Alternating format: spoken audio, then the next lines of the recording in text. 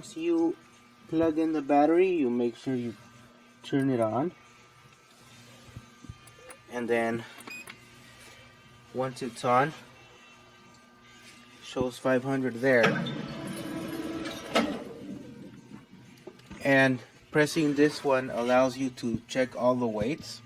So once you have them all plugged in, they should all show zeros. To get into setup calibration, it's 8826888.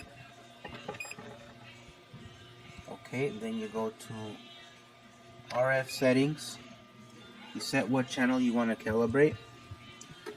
Right there is already where we want it. Save. Calibration is 5. Zero calibration is 2.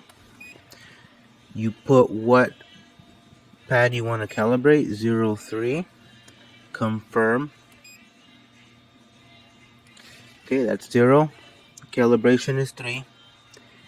Same thing, 03. Then you put it in kilograms.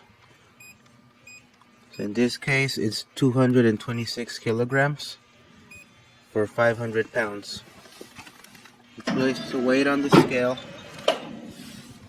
then confirm it, complete. You want to save those settings, so number 6 is to save, confirm, shows complete. Then you get out, and it should show 500 on there. There it is.